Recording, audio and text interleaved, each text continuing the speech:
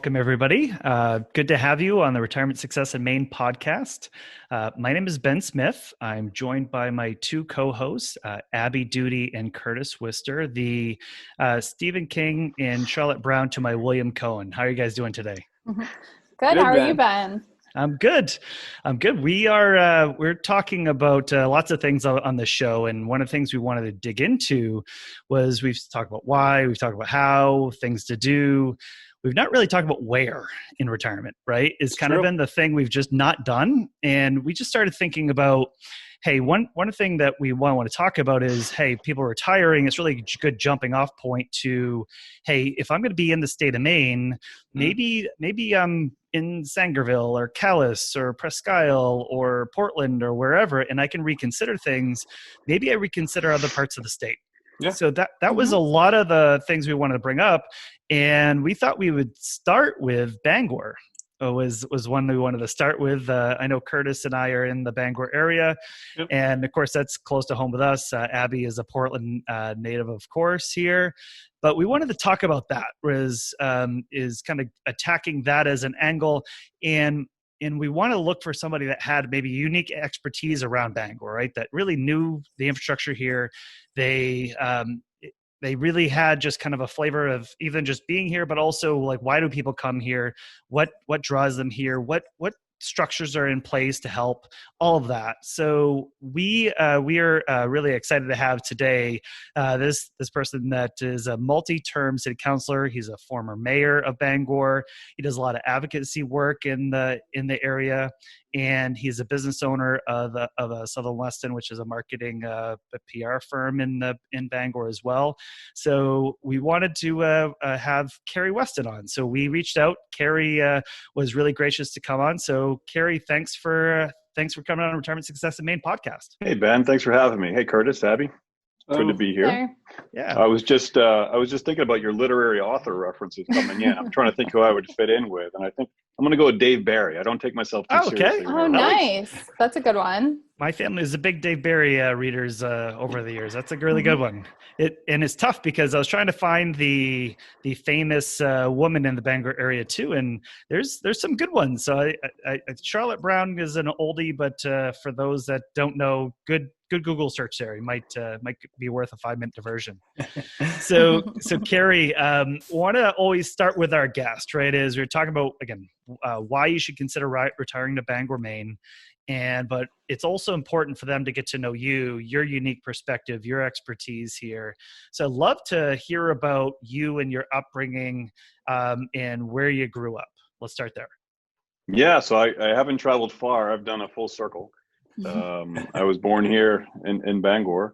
I'm 47, just for context of what's going on.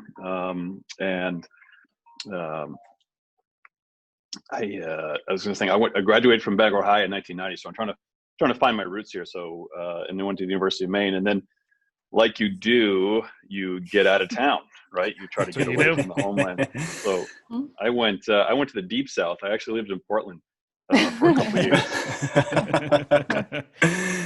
The other Maine. The other Maine, yeah. And I ended up working for a company that had me travel a little bit. So I spent some time in Lewiston and Portland and Windham and Farmington before coming home, and I always come home for a girl. So I ended up coming back. I've been here back in Bangor.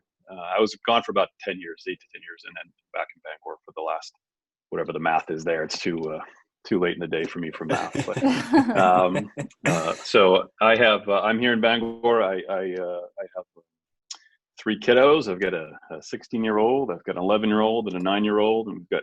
My wife she's a business owner. She's a house call veterinarian.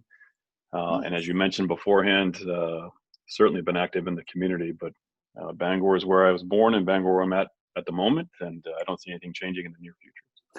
To Cary, I know, and this has kind of been a lot of the main guests that we've had on, is there's usually a gravity, as you said, about the deep south, right? There's a gravity to pull you out, right? Is in Bangor and you're a younger kid and you're thinking about all the possibilities outside of this area, and you kind of get this gravity to go somewhere else.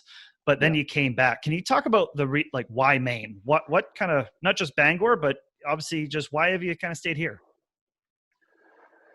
Well, if I'm being honest, the word is humidity. I can't stand humidity, so I've stayed here.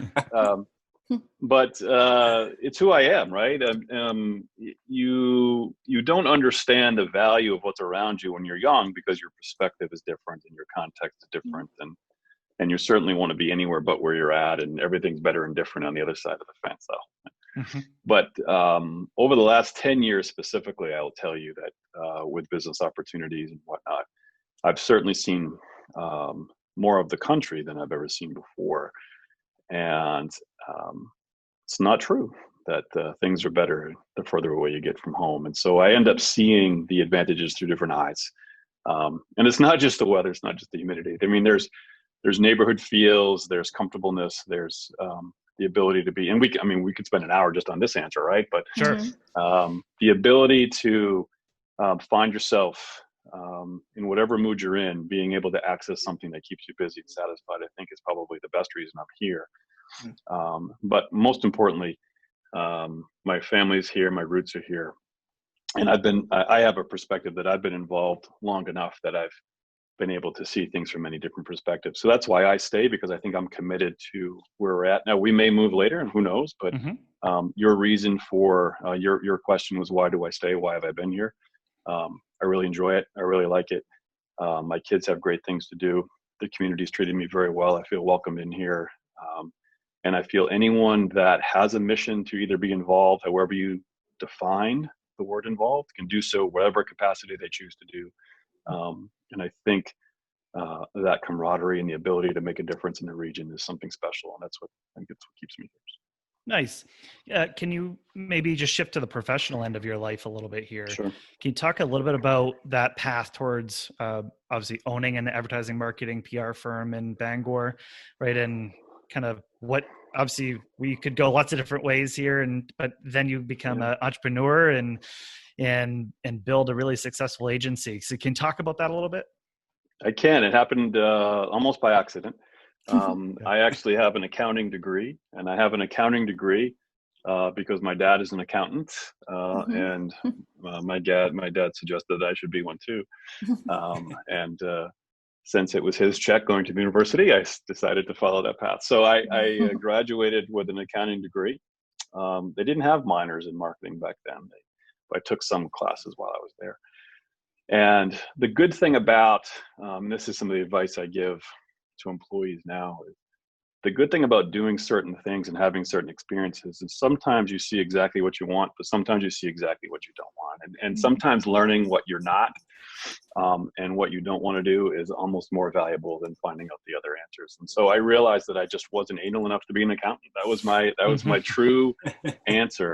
I just couldn't stare at a spreadsheet all day and get really excited about it. I gave it a shot for about 3 months. And that just wasn't.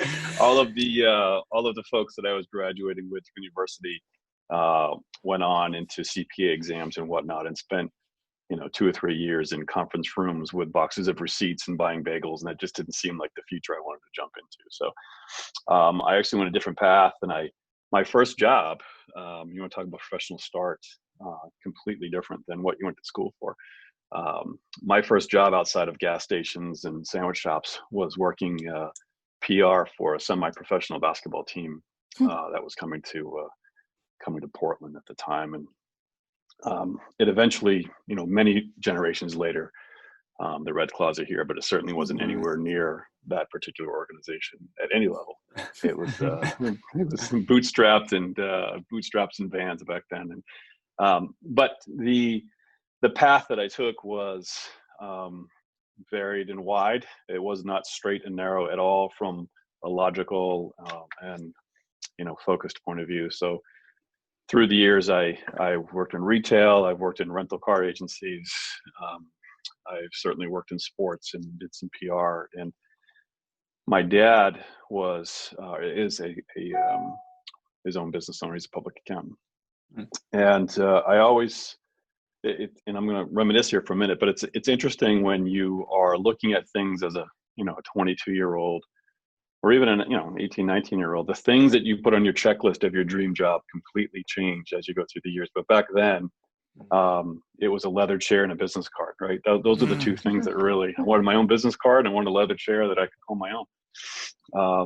And so I had a goal to start my own business before I was 30. And that was the definition. I didn't have any other context on that particular goal. I just wanted to start my own business before I was 30. And so one day I decided I really enjoyed working problem solving. I enjoyed looking at strategy and development from that point of view. I enjoyed marketing and creativity. And so it made sense for me to explore this particular avenue. I went to work for an ad agency. I walked in, they weren't hiring. And I just kind of sold myself on getting a chance. And the reason I did that was I knew I wanted to do something like this, but I had no pedigree. I had no idea how you do it. I had no idea how they do it. And I wanted to see what they knew that I didn't. And, I found out that a lot of people are just making it up as they go as well. And so it gave me confidence, And so one day and this is very pertinent to retirement, but the other side of the spectrum. I woke up one day and decided that I was going to be self-employed. So I made that decision on a Friday. I said, I'm going to do this. I had a small client on the side. It was maybe grocery money at the time. And that Monday morning, I remember waking up with the independence of an entrepreneur and knowing that I was self-employed, right? Mm. And that lasted about 6 minutes. And then I realized at minute 7 that I was also unemployed. And that scares the heck out of you, right? There's nothing motivates you more than not knowing where your next check's going to come from. So, that's right. Mm-hmm. And luckily, I haven't looked back. There's certainly been milestones and uncomfortableness and stretching of comfort zones and learning curves and all the wonderful things that comes with being a business owner and trying to feel your way through it. But it's been a good path so far, and it's treated me well.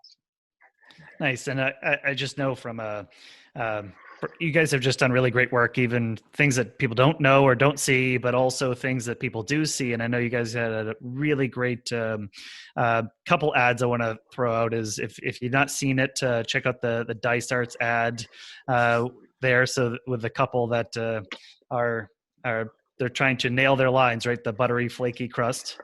Yep. And then the second one, which I just love is, and I know we're covering why retire to Bangor, is obviously people that are not from Bangor, especially from the state of Maine, they just never pronounce it correctly, right? They all say Bangor. Yeah. So you guys did a really great musical on Bangor, right? Is how to pronounce Bangor. So that was a really how to pronounce it. Yep. So check it out we'll give the links on the show notes here on YouTube for people to check it out. But if you've got 30 seconds for a side story, or maybe longer than that. Yeah. But the buttery flaky crust thing was never supposed to happen. That has gone on to have millions and millions and millions of views. In fact, that was 2007. So that was 13 years ago. Mm-hmm. I think maybe 2008, but 12 or 13 years ago. And just today, I literally at 12:30 today, I got an email from the UK, and they found our video, right? And they love it, and they want to know if they can put it in a television show. We probably get that once a week, where people across the world are looking for content. And that was basically those are sincere outtakes. And it was late December when that happened. It was pre-Christmas, but late December. And we thought it was funny, so we put a clip together and sent it over to the Dice Art family because they had a Christmas party coming up that week. And the couple in the video are lifelong Dice Art. In fact, they eat there twice a day still. They've been married 60 plus, because it was 55 years at the time we did the video. So you can do the math. So we just sent that over. We sent that over so they could play it at the company Christmas party. And so we put it on YouTube because that's what you do when you share videos. And what we forgot was, we have 800-900 subscribers to our YouTube channel, and we didn't think anything of it. We were just sharing a blooper video. Well, our contact, Mary Hart at the Dice Art, at Dice Arts, was out of town. She was actually in North Carolina. And by the time she actually got around to looking at the email I sent, it had already been picked up by the BDN, but circulated across a couple of media channels. And I remember celebrating when we got to 25,000 views. That was a monster for us. That's huge. Right? Yeah. I think it was at 8 million or so this morning, but it's been interesting. And then to see to see Will Ferrell and Saturday Night Live spoofed it not too long ago, right? But I will tell the story I wanted to tell. That was that was the background. I travel across the country, and when I meet people, they ask me, "What do you do?" And then they always ask, when you say you're in advertising, they always ask, "Oh, what ads have you done? What have you done that I know?" And most of our stuff is regional, just like Ben, just like your clients. It's if you're in Poughkeepsie, you're not going to know that we do work for XYZ in Bangor, Maine. Sure. But it doesn't matter where I am. It really doesn't matter where I am. If I say buttery flaky crust, I can be in Texas, Portland, Oregon, Florida. It does not matter. They know. That's great. And it's a riot. Second side story: the video to Bangor. We contribute to our Bangor region chamber award dinner every year, and we try to put a video together to open that has some character and some comedy to it. And that was the year of creating an anthem for the city, because for years people said, we blame Roger Miller and his King of the Road song for the right, because that's where the pronunciation most famously goes wrong. But I have been in airplanes where people do not know who I am, and nor should they. And the pilot will come on and say Bangor, and every single flight, somebody's show them the video. So that's awesome. It's kind of cool to see your work travel with you. Yeah, it's very cool. We just want to make sure that we highlighted that, because I think that just even augments and really just reinforces the whole, like, why do we want to bring you on, Cary? Because I think that just kind of, you just really get the flavor of Bangor, right? Is I think you kind of represent it, but also celebrate it. And I think we got to be able to have fun with this. And I think your firm does a lot of that too. So did you call Curtis Stephen King? Was he your Stephen King? Yes, I did. Yes. Right? Yes. So Stephen King story, I grew up with Stephen's son, so we spent some time at his house, but I worked at a deli here in Bangor. And this just tells you so you asked why, right, at the beginning. Worked at a place called Fairmont Market for 4 years in college, pizza and sandwiches, and your classic around the corner sub shop. And it's a few blocks from Stephen's house, and he got an accident a decade or so ago, which kind of changed his livelihood. And he's certainly well and able, but he doesn't spend as much time on the streets of the public as he used to. But he used to be a very visible component in our city, walking around. Be nothing to see him in his son Owen's letter jacket, Bangor High School letter jacket, walking in Canvas All-Stars and jeans and reading a book down the sidewalk. And he'd come in and shoot the breeze with us at Fairmont Market. And one night he came in, and Tabby, his wife, Tabitha, was out of town. So he'd lean over and just start shooting the breeze with us. And he didn't know what he wanted for dinner. And a couple of minutes later, he comes back and asks for a pound of hamburger, because he found a can of manwich on the shelf, and he hasn't had a manwich in a while. So Stephen was all excited. He was going to make a manwich for dinner. And so we went up to the front, and Megabucks is our local lottery up here in Bangor or the tri-state area. A few minutes later, he's hooting and hollering from the front. He's really excited, and we're like, Stephen, what is going on? And he's holding up his Megabucks ticket, right? And I thought, oh my God, Stephen King wins the lottery. That's fantastic. I said, what's going on, Stephen? And honest to goodness, he looked at us and he goes, guys, he just got 3 numbers right. That's a free ticket. He got so excited. Stephen King left hand in the Fairmont Market with a can of manwich, a pound of hamburger, and a free Megabucks ticket. Couldn't been any happier. That's awesome, right? And which is, I think, and you hear that, when Stephen King talks about why Bangor is, he goes to the local movie theater and he doesn't get swarmed. It's just, hey, right. People see him, they know it's him, and there might be a hi Stephen there, how you doing? And it's leave him alone, right? Exactly right. Yeah, he can just kind of fit in. And I think that's what's really great is it's very tight knit here, and it's been really great. So I want to ask really 2 more questions about you, Cary. One is, why has it been important for you to engage in public service here, such as city council and nonprofit boards? So I want to start with that one. So I'm going to sound like an old curmudgeon when I do this, but I was taught that's what you're supposed to do. My grandfather told me that you leave the community better than you found it. And if you're going to be a part of it, if you're going to ask for the community to support you in however way you define that, it's up to you to give back more so than you get. And so that's the God's honest truth, is I believe that's inherent among all of us, to be a part of the community and do what we can to whatever talents we might have, even if it's just time, to make the community around you better than when you left it. And that's the answer. Gotcha. And I want to the last one there is, so what's a little known fact about you that people would be surprised about? I can juggle, say the alphabet backwards, and I once took home a trophy in a stand-up comedy contest. Okay. Wow. All right. I like it. You gave me 3. So I want to really now start digging into the topic, which we're kind of gathered on today, is really the idea about, again, if I'm going to retire or I'm pre-retirement right now, or maybe, and we just had Dr. Sarah Geber, who's really an expert in solo aging on an episode ago. And one of the things that we talked about was really there's 3 stages of retirement, right? That early retirement, like middle, then end of life stage. And they're all very different. But one thing that we can kind of consider is maybe where we are, aging in place might not be the best place to be, right? Is that we need to start thinking about and being open to other possibilities. And that's why retire to Bangor, Maine or other areas. Let's have that conversation and start thinking about it. And we have clients all over New England, right? And a lot beyond. But many of them really are considering that as, well, where should I move? Where's my best fit? Mm-hmm. And that's really what I get into the show here today is kind of like, where's this fit? And I want to just kick off the conversation with something about fun, like what's fun and quality of living. So can you talk about some of the fun things to do if you're residing in the Bangor area? Wow. I could go forever. Well, I pause because that's a very subjective term, right? Sure. There's a lot of folks that believe that bird watching and just sitting in a field and meditating is fun, right? And I don't have that patience, so I cannot do that. But I think I'll give you the answer that, and I'm just not speaking for the city. I'll speak for the region because that's really what it feels like, right?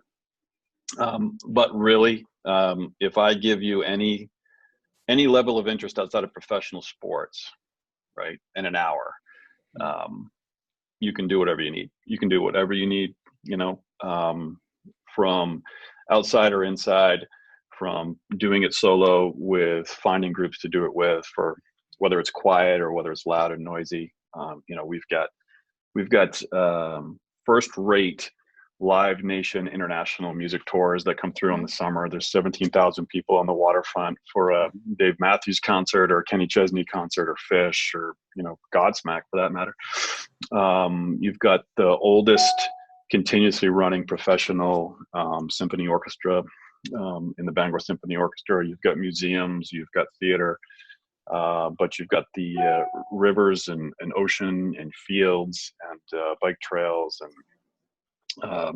I'm a little too busy, I think, sometimes in all of the things because I have 3 kids, and so my main job at the moment is just making sure they get from point A to point B at any given time. But you see, whether it's gymnastics or football or soccer or basketball or Girl Scouts or there's not only do the kids participate, but this is the type of community that really relies on and doesn't have to search hard for people participating and giving in those particular activities as well. So really, I think fun is a subjective term, but outside of, trying to find a Boston Celtics or professional team of some level, anything you can think of is probably within an hour's distance of living. And you've made the point too, Cary, right? Is, in other conversations when I've heard you before is, hey, I can be in the proper city of Bangor or Brewer or wherever else, Hamden, and I could be at a lake in 5 minutes, right? Is I can kind of access the kind of again, we're a small city here, but you can access the outdoors and feel like you're hundreds of miles away really quickly, which has been pretty nice. Yeah. 100%. Yeah, 100%. I have deer. I'm in Bangor proper, and I have animals in my backyard on a regular basis, and that's not counting the kids. I mean, we're actual animals. So we talked about how easy it is to access things in Bangor. How easy is it to access fun things not in Bangor? So transportation, airways, stuff like that. Yeah. So Interstate 95 runs right through the heart of it, which is the pathway to Boston, New York, or even the Maritimes, right? So the highway may not go to Canada, but you're only an hour plus away from or a few hours away from Quebec and Montreal. International Airport is here, the Bangor International Airport. full disclaimer as a client, proud so, but the ability to get here and go anywhere is remarkably simple. I'm sad to say that I have tickets for Nashville in September that I don't think we'll be using, right? But we've got direct flights to Florida that I hope we are using in November. But the ability to go, I fly from here to Chicago, San Diego, Texas, Nashville, just in Savannah. Everything is very accessible with the airlines that run through here. So the ability for us to get away is very easy. And the best part for me is when I land, I'm 5 minutes from home, right? So, getting there is one thing, but when I'm able to come back and stop a long trip, at the end of a long trip and be just a few minutes from my doorstep, that's a pretty good feeling. So. Absolutely. I want to change pace a little bit and get into kind of a serious topic that we have, with our clients and probably anyone listening here. As you get towards retirement, healthcare, becomes a big point of interest. Can you take a little time and just talk about the healthcare infrastructure here in the Bangor area? How it works well. And then kind of on the flip side, if there's areas that, maybe it's not so, doesn't work so well and people may seek, going into Portland or Boston for areas in that healthcare need. Sure. And I'll preface this by saying I've been blessed and completely fortunate not to have to use much of what we're about to talk about. So, but I think if you were to define an industry that is well served and probably served as well as any place I've ever been in our community, it's healthcare, and both from a quantity and quality point of view. Bangor, Maine is a large state geographically. It might only be 1.3 million people from a population point of view, but geographically it's a large state. And Bangor sits, depending on your perspective, we're somewhere in the middle. And it serves at least half, if not close to 2/3 of a geographical area from a service center point of view for many of the things that you just brought up. The Northern Light healthcare system, the former Eastern Maine healthcare system, is based in Bangor and is far-reaching all around the state. And the ability for that system to have soup to nuts, let's say, is remarkable.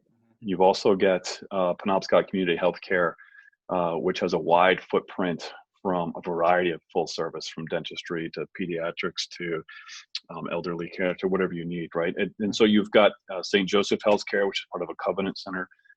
They have another location in Lewiston, but part of a national system. But on top of the official healthcare systems, official hospitals, if you will, there's a number of nonprofit social service healthcare organizations, specialists. To your point of needing to leave, it'll always be true that somebody somewhere is going to be better at something. Yeah. Right. Sure. And so the fact that someone leaves doesn't mean that something's not available here or that it's poor or not desirable, but there's always going to be somewhere better to get something when it comes to healthcare, because that's the nature of specialists. You've got folks that dedicate their lives to one organ or one piece of something, and it'll always be there. And so back to your earlier question, I think that Abby asked about getting somewhere. We're blessed to have this fantastically robust piece of our economy, which is based in healthcare, and affiliate resources that are just an hour away by flight if need be. Right. Yeah.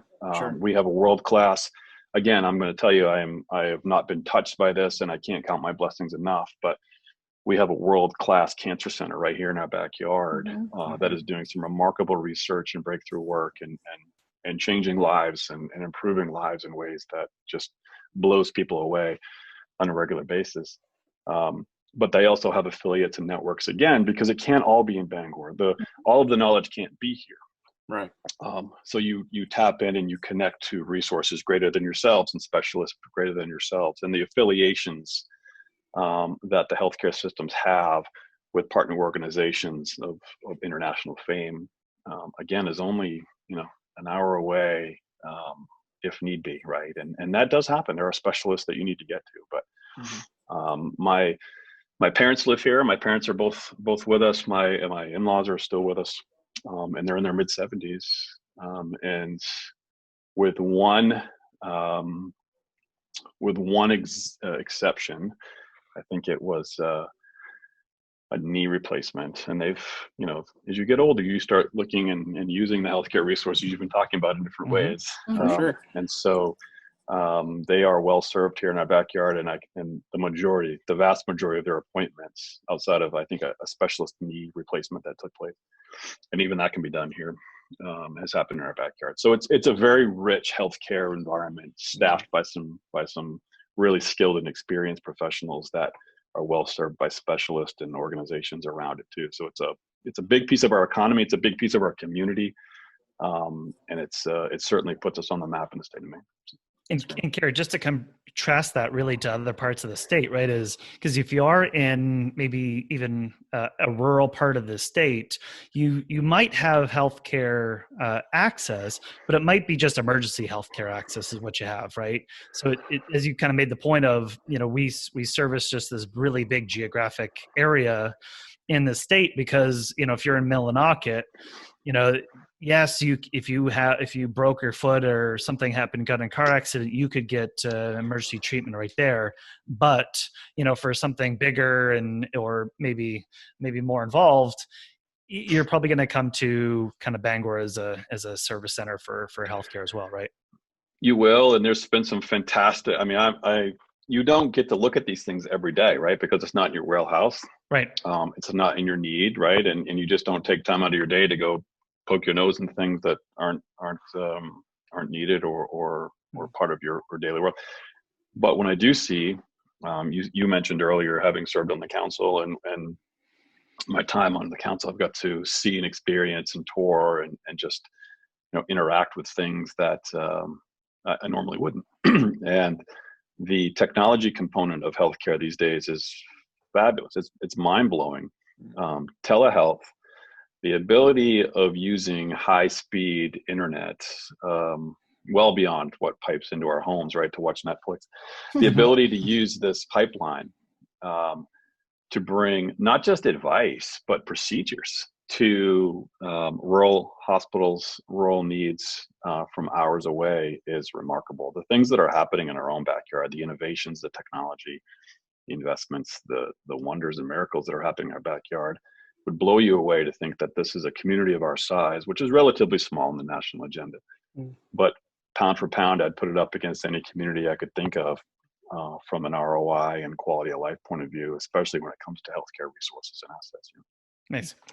I want to ask maybe about just choosing Bangor overall, right? And when we see people from all walks of life that maybe are leaving some area, and I'm not just saying within Maine, maybe they're coming from Chicago, or maybe they're coming from New York or Texas or whatever, and they choose Bangor.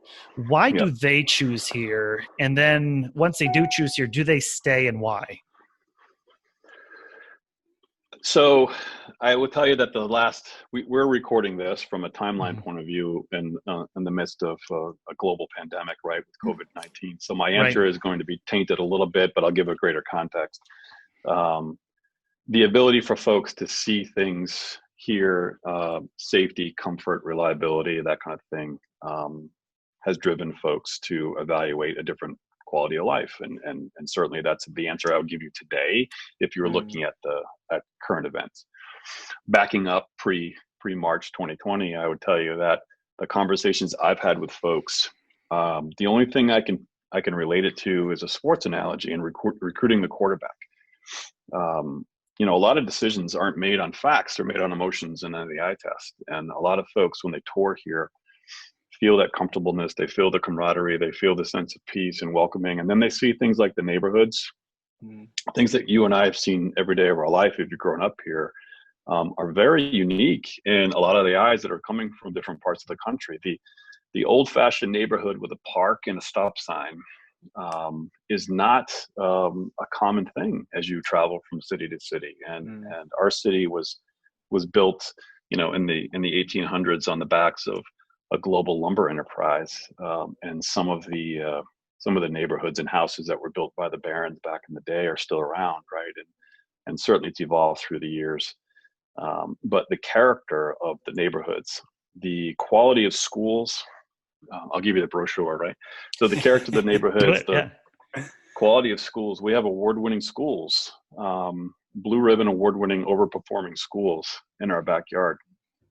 And the more I spend time in areas of economic development, specifically talking with families, I can tell you schools are a very, very high percentage of checkboxes when it comes to establishing where you want to go, which is not right from a retirement point of view. That's not going to be high on the list, but from a family point of view, that certainly speaks of, it speaks to the character of the community. But Cary, I'll say from our end, when we're hearing it is I think what we're seeing is there's a lesson learned from the Florida retirement communities, the Arizona retirement communities, is they're looking at this and saying, hey, we built a whole community just on people that are just like ourselves. And yeah, we don't need to invest in schools because we don't have a lot of kids here, but then you have to continue to replenish your community perpetually and aggressively. Otherwise it dies away.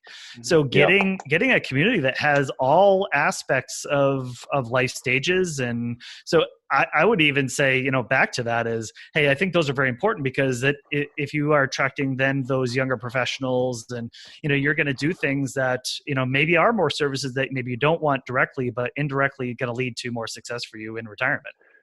Well, that's well said. If you think about the stages of life, not just the stages of retirement, the stages of life, those young families oftentimes come with working professionals that do contribute, volunteer, and give time to the resources that are enjoyed by both young and old. And so the donations that go to the theater and the symphony and the performing arts, or the trails, right, the volunteers on the trails that make the pathways through the bird watching trails happen, oftentimes are of all ages, and you see people not only working but enjoying them on all ages. And your point again, there's multiple levels of truth to what you said. As we've done a number of economic development studies, both in the region and on organizations I've been a part of, it's safe to say, and it's backed up with data, that the things that young families and young professionals look for in a community are exactly the same things that are valued by retirees or folks looking to retire. The diversity, the quality of life, the access, the things that you would think of for a 25 or a 45-year-old also ring true with a 65-year-old looking to explore a community. So you're right on. So you were just talking about this a little bit, so we'll dive into it a little bit more, but the vibrant community aspect. So a lot of retirees, like Ben was saying, that we talk to are really looking for a diverse community of people to interact with, to keep them young and active through their retirement stages.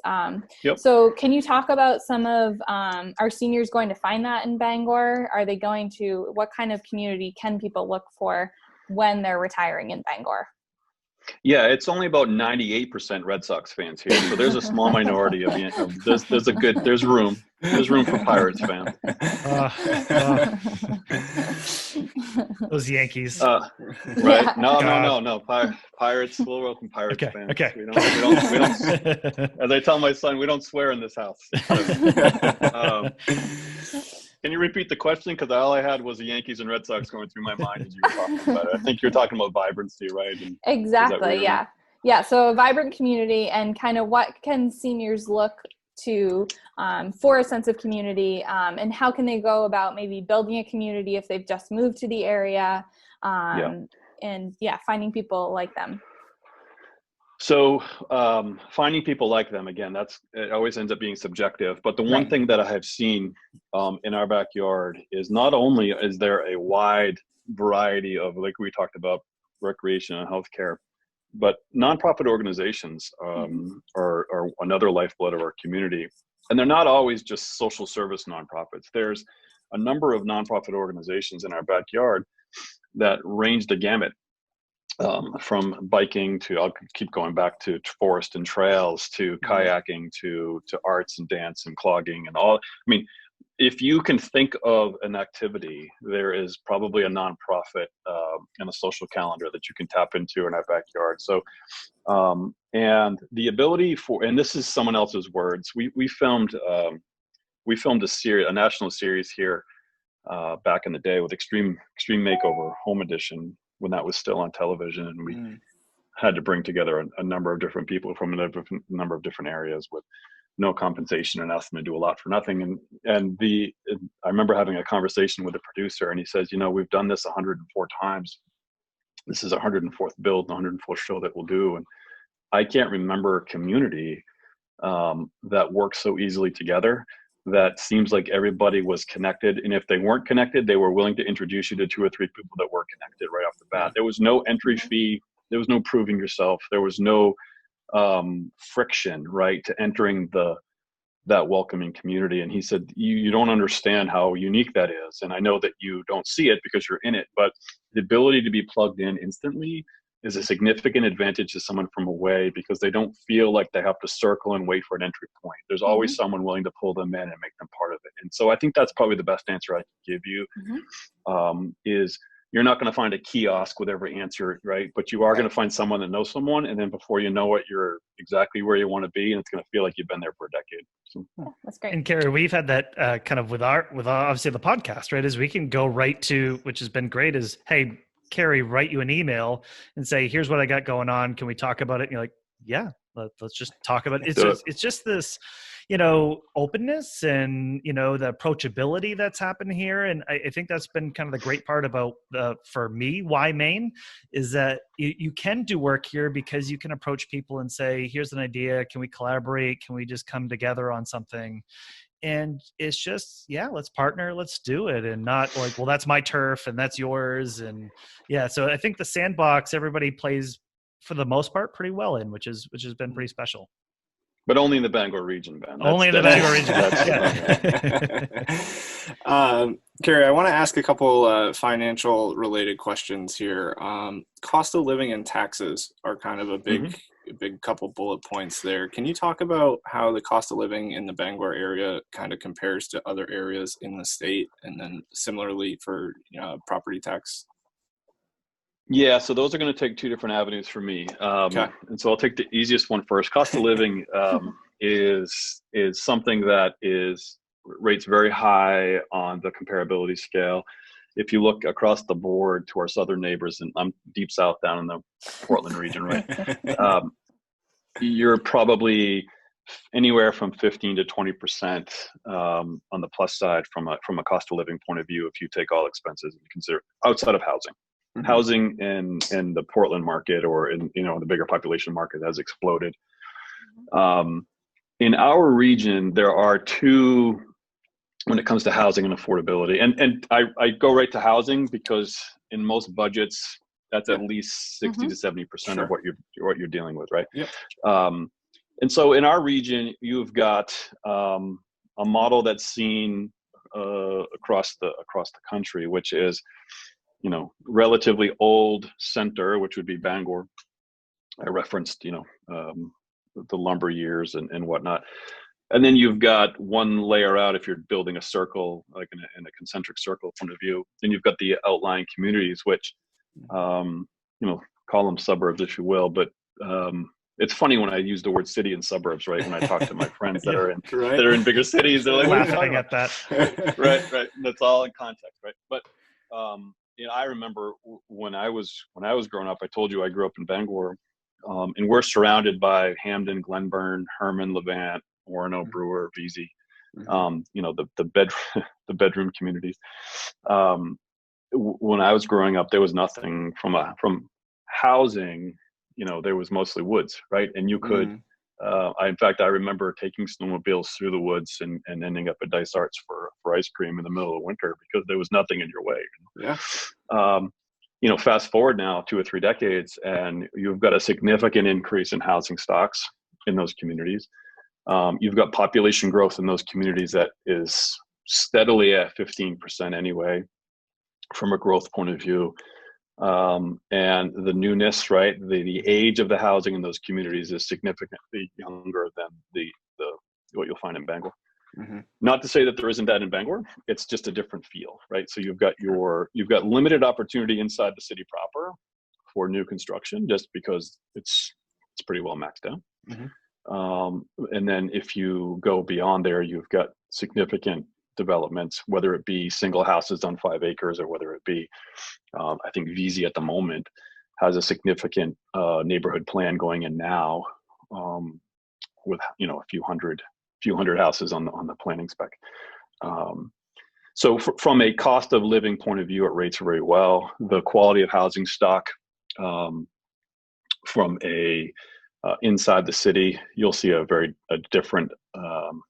You've got to have the ability to understand character and history, right? It's not that everything needs. It's not all fix 'em ups. But I'm saying, it's nothing to find a house that was built in 1928. Right. Being a desired neighborhood house, where if you were to go, literally 2 miles down the road, the town didn't exist in 1928, right? So things like that. Yeah. So taxes, I take on a very different point of view. I will say, when I first started government, I would tell you, as background, I did serve 6 years here in council and 1 year as mayor, and I recognized that some of the financial challenges we were having in our city were not unlike what other municipalities were having around the state. So in 2012, when I was serving as mayor here in Bangor, I started a coalition. I got together with 5 or 6 other communities in our state, the larger ones, and got the mayors together, and we started what became known as the Mayor's Coalition, to have that conversation, to talk about how can we collectively look at ways in which municipal dollars, which is just property taxes, right, can be used and managed appropriately. I was of the mindset when I started that journey, that any tax raise was a bad tax raise, any tax was a bad tax, and that we had to cut. I've come to understand the fiscal realities of what happens in the world, and so I share all that. That's a long intro to your question, and I get it, and I'm not stalling by any stretch, but I will tell you that I've also come to learn that there's a significant story that's not told sometimes when you look at the tax rate. So if you simply were to look at the tax rates of our surrounding communities and compare it to Bangor, you would probably see lower numbers if you're looking at a mill rate, right? The measurement of the valuation of a tax. Mm-hmm. But the minute you start to compare apples to apples, you find out that the number that you're looking at in Bangor is significantly undervalued when you compare it to the communities, right? So there might be a $4 difference in the mill rate between Bangor and neighboring town XYZ. But there's probably a 10x return on that mill rate in Bangor as opposed to the neighboring town. So it really depends on what you're looking for and what you need. For a city of 35,000, you have a fully stocked full-time 4-house fire department. You have 2-minute responsive police. You have remarkable schools.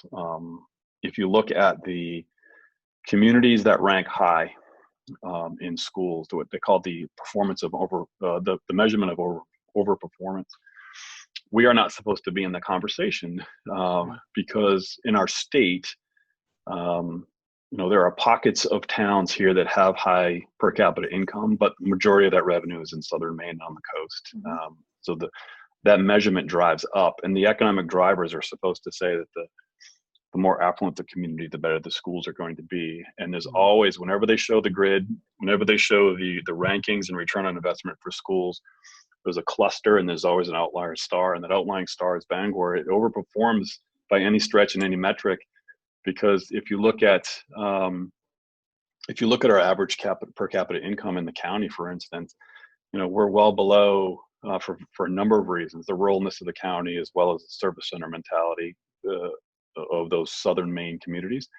The flavor of Bangor is we have 10,000 housing structures in the city of Bangor.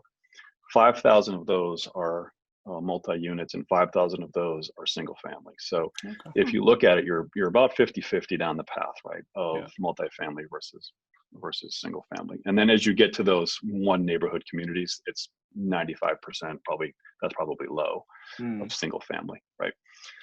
But the ability for the city to respond, it might only have 35,000 people, but it needs to respond to a community of 150 to 200,000 on any given day, because the economic drivers are in our city. So even those that live in the outbound communities come in, right? So our city goes from 35,000 to 100,000 easily on any given weekday by 9 o'clock in the morning. And we have to have the infrastructure to serve 3 times our population. And when you start looking at things through that lens, the return on the tax rate, as you see it, really gets it's a good return. Barry, I want to. So you've done a really great job just breaking down housing and housing stock. So I want to talk and maybe just kind of take the angle a little bit towards retirees and housing stock. So when retirees are in their homes, so say they're already here, what have they done to address the aging in their homes, and then how could they improve that? So I'm going to pause because again,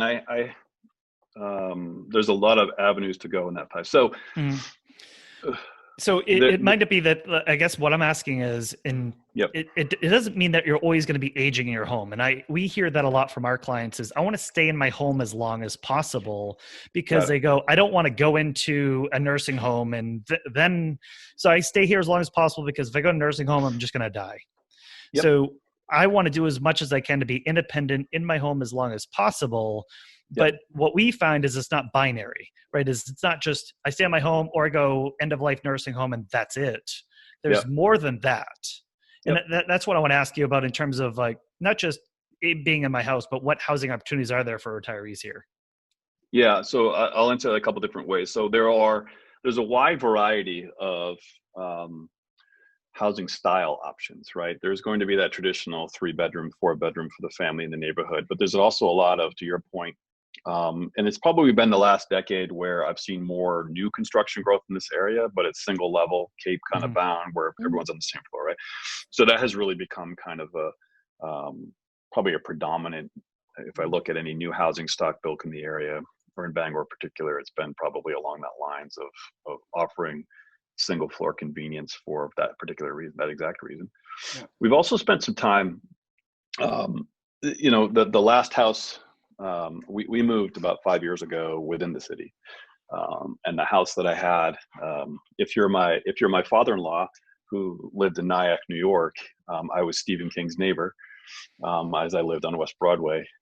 If you are in Bangor, you know that I was nowhere near Stephen King, right? But it's nice to say that when you're drinking with friends at Starbucks. Sure.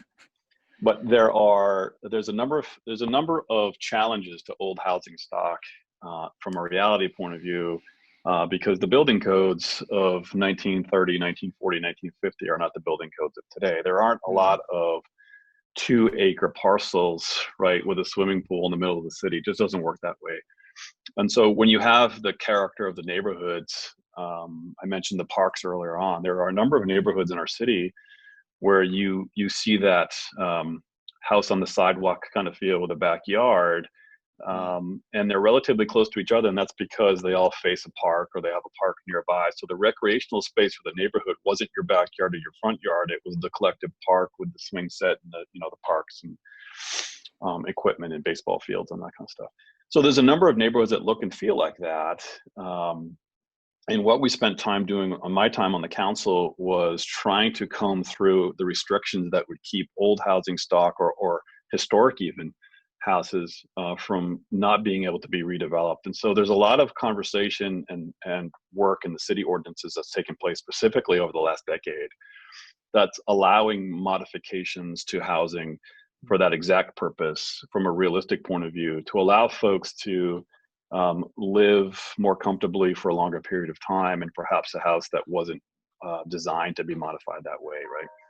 And so the ability for someone to see potential in modifying bathrooms or entryways, the city has tried their best to create opportunities for that ordinance to happen.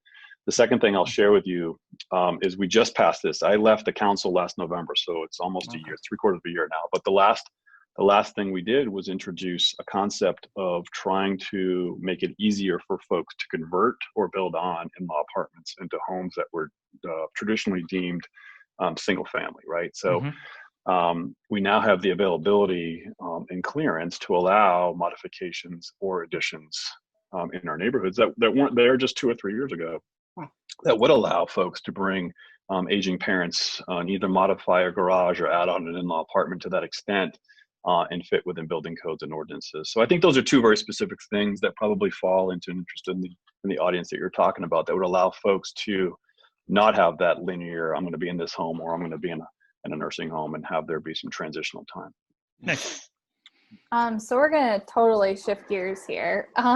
So the weather, right? So Maine is notorious. Yes. So Maine is notorious for having 4 very distinct seasons. And maybe that's something that retirees are looking into, right? So, and the big one, the big question mark is winter, right? So how long, in your opinion, is Bangor's winter? How bad does the winter get? And, what can people do to stay active in the winter, particularly retirees?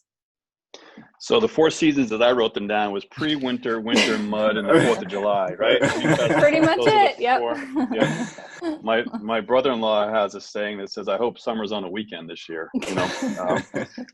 But it's so I told you. You asked me earlier on, why do I stay here? And the humidity is something I can't handle. So I have family in Atlanta. I spent time in Charleston last year in July for God knows whatever reason, down in South Carolina, and it's just not fun for me to walk from one curb to the next and have to change my shirt. It just doesn't work well for me. It's not a good look.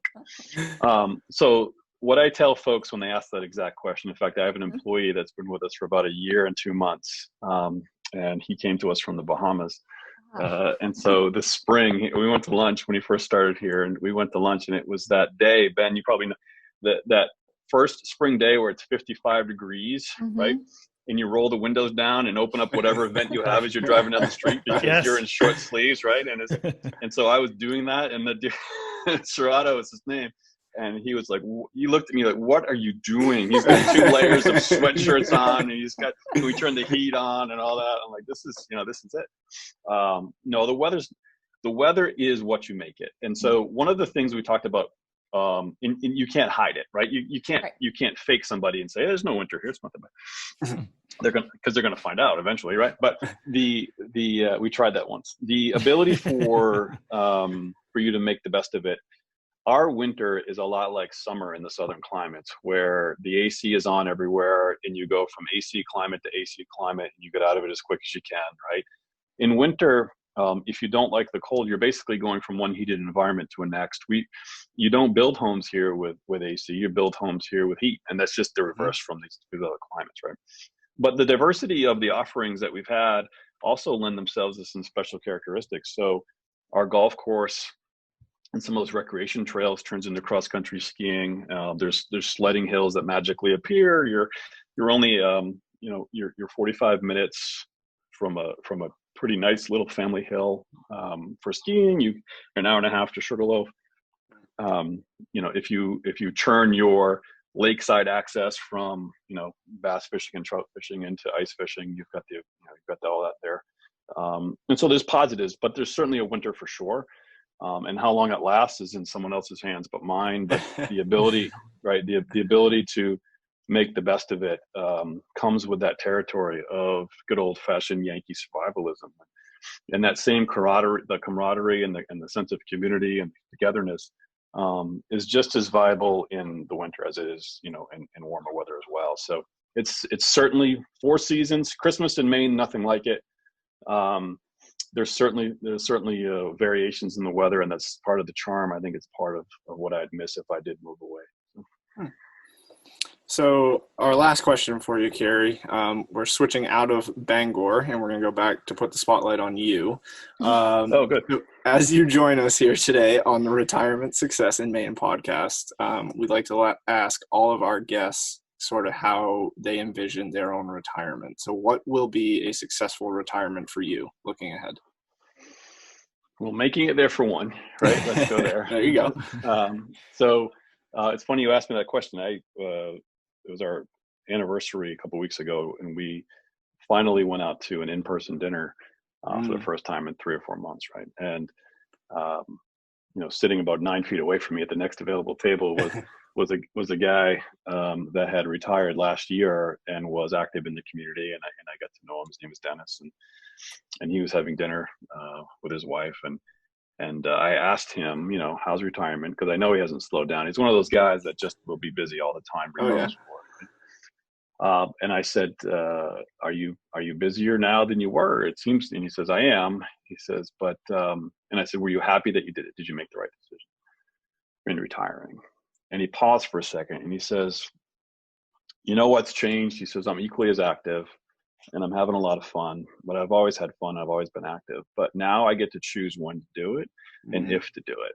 And he says, as long as I have the ability to do something that I'm interested in or not do something that I'm interested in, and either one of those choices is okay, I'm always going to think I made the right decision. And I think I'll just paraphrase Dennis's definition. I think the ability to put your time and efforts into something that makes you happy or that matters to you, or not. Sure. And that is the definition for me, is being satisfied with whatever decision you have, because the decision is solely yours. It's not dependent on a time clock. It's not dependent on someone else's liability of what you do or what you don't do. And being able to self-pace, self-enjoy, and invest at your own free will, however you define that, I think is the definition that I'll choose to use for a successful retirement. That's great. I love that, Cary. And because I would also say too, is, just listening to our conversation of the last, during this episode, you're living that anyway, right? That's kind of your values and who you are as it is. So just being more of yourself is awesome. So you've been such a great ambassador for Bangor. So thank you for coming on our show today. It was a lot of fun. No, I appreciate that very much. And I'm glad to see that you guys are promoting our region. I know you've got clients throughout New England and probably beyond that as well. Certainly got a solid reputation, and it's nice to have a spotlight and an opportunity to kind of talk about the realities and the things that make our area special. So thank you for that. Yeah. All right. Well, Cary, appreciate coming on, and I'm sure we'll catch you next time. Absolutely. Thanks, guys. So I kind of joke in a way that, it's nice having Cary Weston on as the ambassador to Bangor here, but he really is, right? I think from city council, he was a mayor. He's really active in the nonprofit side, as he talked about. They actually donate a lot of their kind of videography services to the Chamber Awards dinner, which is as anybody that's been here, they know that's a really big deal in the business community, is that, and they've just done a phenomenal job. So I was just really pleased that he kind of donated his time to us today to really talk, and maybe not necessarily sell. I just wanted to have the conversation. So it was really good that he did that. We always kind of wrap up our show, as we all know, kind of highlighting some lessons that we took away from today. I'm actually going to have Abby start because she's the non-Bangor person. So she's got, hopefully she's got some kind of really valuable lessons of why Bangor is kind of a nice advantages here. So Abby, what'd you learn today? Yeah, absolutely. So what I found so interesting that Cary was talking about is a lot of your neighborhoods in Bangor are apparently set up with a park in the middle of them to create community, right? So we don't have that in Portland. And I find it very interesting and cool that the city planners, way back, planned out the city that way to have a community feel to it, which Cary echoed through all different types of community in Bangor. And I think that's a really special thing about Bangor, and very unique. So I didn't even know that. And I spend a lot of time in Bangor, even not being from Bangor. But now you're going to drive through, right? And you're going to go, there's the park, there's the park, there's the park. And all the houses are going to face, right? Exactly. Yeah. I think that's very cool. Very neat. Curtis, what did you take away from, because you are an actual Bangor resident, and you are actually broadcasting right now from Bangor itself. Exactly. Born, raised, and never leaving. So one piece that really stuck out to me was when we asked Cary about the taxes, and he talked about the mill rate and his time serving on city council and being mayor. And I think it's easy for someone to look at the taxes for Bangor specifically compared to the surrounding towns and communities and think that it's high. And because I think you'll see that it is higher compared to the neighboring towns. But, and he talked about himself, how we had to look at it at a different lens. And that kind of forced me to, as he was talking about it, to think about, how much there is in Bangor. He referenced the robust fire department, the police department that has such quick and amazing response times. And then, the schools, he talked about how great our schools are. I say go Rams. And then even another piece on top of that, he talked about how much, being a population center, this city is built to support 3 times its normal living population. And I never thought about that because, he said any given day at 9 a.m., the population's tripled. So that was a really cool piece. Again, as someone who lives in Bangor and pays property taxes in Bangor, it was nice to kind of hear that other angle of it. So I really appreciated that. Nice. And I think from my end is, I think what's really important we wanted to highlight is why Bangor is, I think when people kind of think about all the areas of the state, right, is you could go coastal, right? What if I live right on the coast? Wouldn't that be beautiful to be staring at the ocean and getting access to that, right? And or what if I was in Portland where you have a little bit more kind of an urban center in the state. And I know Portland, it really isn't, grand scheme of things, that big of a city either. Mm-hmm. But you go Aroostook County with farms, and Western Maine with a little more mountains. You have all these very kind of different populations and different geographies. But what's been pretty cool about Bangor is it truly is the geographic center of the state, mm-hmm. right? For sure. It's an hour, maybe 20 to Bar Harbor, right? Which is, I know that's a gateway there. It is like an hour to really most coastal areas, Ellsworth, for example, but also going to Canada is a couple hours away. As he said, if you want to go to Quebec, go to Quebec City or St. John, New Brunswick, or places like that. That's a really easy skip and a jump. Going to go skiing. Well, again, an hour to 2 hours away. Some really great skiing going on. If you want to go to Portland, when I want to access those things, a couple hours away. So I think that's gonna, as long as you're okay being in the car for that long, that hour to 2 hours, it's a pretty easy day trip to kind of do anything you want to do, and it's very diverse. Mm-hmm. So I think that was, for me, has been the personal draw, is that I can go do anything I want, and it just feels like I could be in Canada and Quebec City in, less than half of a day. Yeah. And it's like, it feels like Europe, right? And it just feels like something completely different. So again, I know when people ask, well, why Bangor? And they go, weather, winter must be 11 months and 28 days. And then you get 2 days of summer, right? That's right. Which is, maybe partially true. But, I think with that, there's just, I think there's a lot of it about the people, the values, the geography, and all that's happening here. So again, I think with what we want to do here is maybe take some time highlighting other areas of the state too, and just kind of put that shine on each one of them, and each one of them have their advantages, and maybe that kind of helps narrow the decision making down for retirees. So want to thank everybody for listening in to today's show. We are at episode 24. So if you want to check out more resources, we'll actually post, as Cary's giving the story about the Dice Arts commercial, we'll have that there. Yeah. We'll have the Bangor anthem, which is phenomenal. If you've not seen it, it was even on the Today Show. I know he didn't mention that part, but we'll have the YouTube link there, plus a little bit more of the resources for the city of Bangor, because I think those are all really valuable to check out. So you can go to blog.guidancepointllc.com/24 or 24 and find that there. Again, you can find us. We'll have these clips up on YouTube as well. Check that out. Search for Retirement Success in Maine. Hit a subscribe button, and you can follow us there. And of course, all the podcast channels, which we hope you're listening to as well. But thanks for tuning in today, guys, and we'll talk to you next time.